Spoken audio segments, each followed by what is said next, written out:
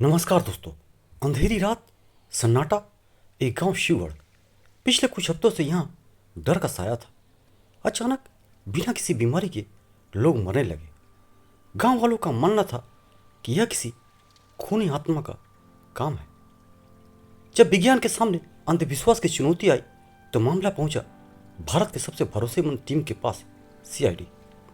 इस मामले को सुलझाने के लिए एसीपी प्रद्युमन, इंस्पेक्टर दया और इंस्पेक्टर अभिजीत उस गांव में प्रवेश करते हैं। एसीपी प्रद्युमन अपने अनुभव, दया अपनी ताकत और अभिजीत अपनी तेज नजर के साथ इस अनसुलझी पहेली को सुलझाने निकले थे। एसीपी प्रद्युमन गांव के मुखिया से बातें करते हैं। दया और अभिजीत चारों ओर देखते हैं। एसीपी प्रद्युमन गंभीर लहजे में बोले, हमें अंधविश्वास नहीं, सबूत चाहिए। मौत कैसे हुई हमें बताइए। सीआईडी की टीम उस घर में जाती है जहां आखिरी मौत हुई थी। सब कुछ अस्त व्यस्त पड़ा था।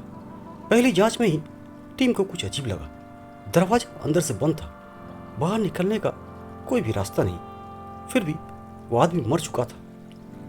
ऐसा लगा जैसे किसी अदृश्य ताकत ने उसे मारा हो। इंस्पेक्टर अभिजीत को फर्श पर एक ऐसा निशान मिला जो किसी जानवर का नहीं लग रहा, बल्कि जूते का लग रहा था, और अजीब तरह का जूता।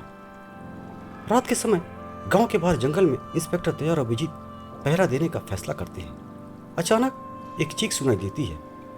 रात गहराने के साथ रहस्य और गहरा गया। अचानक चीखों ने सन्नाटा तोड़ा। जब इंस्पेक्टर दया और अभिजीत आवाज की दिशा में दौड़े तो उन्हें एक पेड़ के पीछे एक धुंधली परछाई दिखी। दया उस परछाई की ओर दौड़ता है, पर परछाई गायब हो जाती है। दया और अभिजीत ने महसूस किया कि यह कोई आत्मा नहीं, बल्कि कोई एक शातिर इंसान है जो आत्मा का भय दिखाकर गांव वालों को मार रहा है। सीआईडी की टीम एक योजना बनाती है। वे रात में एक जाल बिछाते हैं। टीम ने तय किया कि वह इस खूनी को उसके अपने खेल में फंसाएंगे। अगले ही पल गांव के मंदिर में फिर से अजीबोगरीब आवाजें आने लगी। खूनी आत्मा के भेष में एक व्यक्ति मंदिर की ओर बढ़ रहा था। खूनी जिसने शरीर पर गहरे रंग का कपड़ा लपेटा था और अजीब तरह के जूते पहने हुए थे, जो शायद इसलिए ताकि पैरों के निशान पहचानने में मुश्किल हो। वह गांव वालों को डराने की कोशिश कर रहा था। एसीपी प्रद्युमन टॉर्च जलाते हैं। इंस्पेक्टर अभिजीत और दया उस पर हमला कर देते हैं। अंततः खूनी को पकड़ लिया जाता है। लेकिन यह क्या? टॉर्च की रोशनी में पता चला कि यह खूनी आत्मा कोई और नहीं बल्कि गांव का ही लालची पंडित था। पंडित से पूछताछ करने पर खुलासा हुआ कि पंडित गांव की जमीन हड़पना चाहता था, जो गांव के मुखिया के नाम भी थी।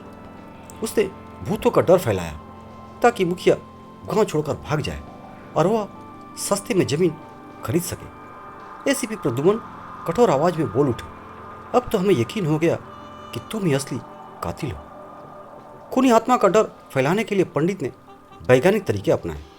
आवाज रिकॉर्डर का इस्तेमाल और दरवाजा अंदर से बंद करने के लिए उसने एक पतली तार का उपयोग किया था, जिससे वह खिड़की से खींच लेता था। एक बार फिर सीआईडी ने साबित कर दिया कि हर रहस्य के पीछे कोई जादुई शक्ति नहीं, बल्कि एक साफ आपराधिक दिमाग होता है। गांव वाले अब सुरक्षित थे, अंधविश्वास हारा और सच्चाई जीत चुकी।